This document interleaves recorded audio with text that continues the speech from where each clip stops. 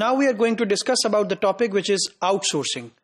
In retail, outsourcing is one of the key things nowadays because a lot of expenditures has been incurred on the regular cost, regular operations.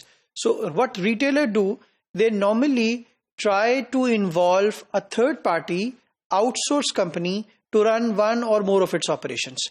So as per the definition also, कि एक retailer normally किसी ना किसी third party को outsource company को deploy करता है, कुछ ना कुछ अपने ऑपरेशंस के फंक्शन असाइन करता है और उसके बदले ऑफ कोर्स पेमेंट करता है.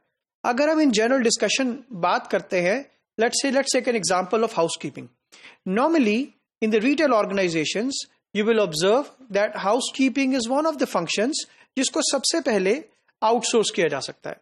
So in a retail stores, you will find the general manager, you will find the floor managers, the department managers, associate staff, supervisors, all these people who are actually running the key operations of the business. On the other side, आपको store को clean करने के लिए, store की hygiene को maintain करने के लिए, you need to have the cleaning staff, the housekeeping staff.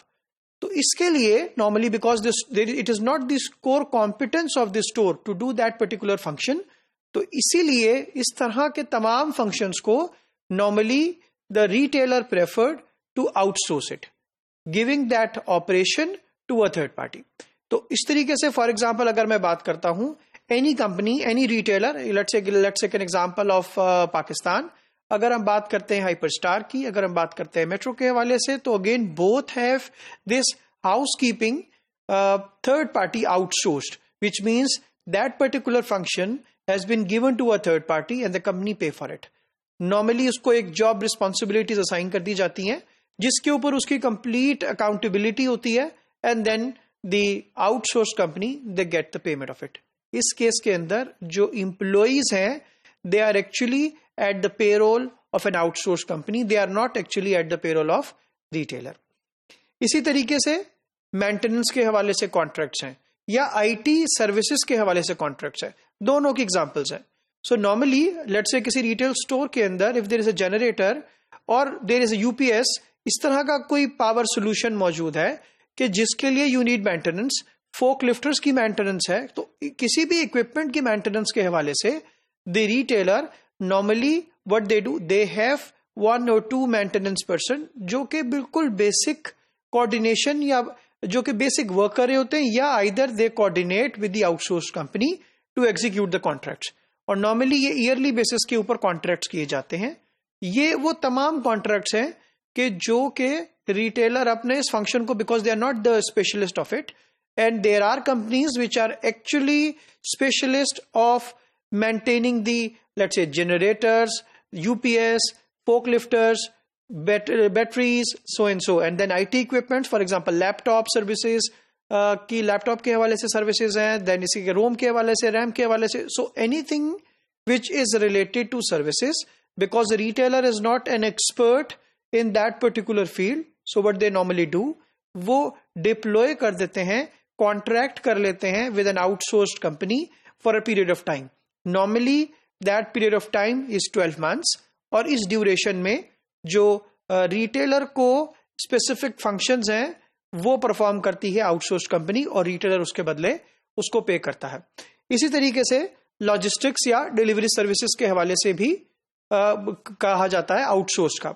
Again ये भी मुमकिन है, दुनिया में बड़े रिटेलर्स ऐसे भी हैं कि जो के डिलीवरी सर्विसेज को या लॉजिस्टिक्स सर्विसेज को नॉर्मली वो अपने तौर पर खुद चलाते हैं, लेकिन एट द सेम टाइम क्योंकि आपका स्ट्रेंथ, आपका area of business is retail, is not supply chain और logistics, so what a retailer normally do, they acquire some companies to perform that task. For example अगर आप बात करेंगे, बेशक वो कोरियर कंपनी की बात हो रही है, वो इनबाउंड लॉजिस्टिक कंपनी की बात हो रही है, वो आउट बाउंड लॉजिस्टिक कंपनी की बात हो रही है, कस्टमर को देने के लिए, सप्लाईज के इन होने के लिए, हर पर्सपेक्टिव में जब रिटेलर आउटसोर्स कर रहा है अपनी सर्विसेज को, जो कि डिलीवरी सर्विसेज हैं या लॉजिस्टिक्स की सर्विसेज हैं, to a third party outsource contract, तो अगेन ये हमारे पास कहलाएगा आउटसोर्सिंग के पैरामीटर के अंदर.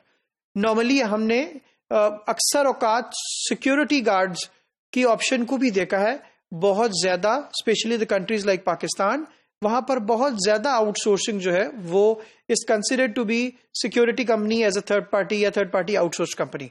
सो स्टोर की जो इनसाइड स्टोर सिक्योरिटी है और स्टोर की जो आउटसाइड स्टोर सिक्योरिटी है, उसको इंश्योर करने के लिए normally the companies have the contracts with the company पे द सिक्योरिटी कंपनीज, जो कि आउटसोर्स कंपनीज हैं, पर एम्प्लॉई और per resource as per the job description, as per the roles defined. तो वो सारी चीजों के अंदर they take care of that particular function of store security. So outsourcing retail के अंदर एक one of the key aspect में से है, जो कि काफी सारी ऐसे ऑपरेशंस हैं रिटेलर के जो कि नॉर्मली आउटसोर्सिंग बिजनेस के थ्रू हैंडल किए जाते हैं, और रिटेल में इसकी बहुत अहमियत है। और with the passage of time retailers जितनी प्रोडक्ट, जितनी सर्विसेज, जितने ऑपरेशन फंक्शंस ऐसे हैं जिसमें उसकी स्ट्रेंथ नहीं है, वो नॉर्मली आउटसोर्सिंग की तरफ जा रहे हैं।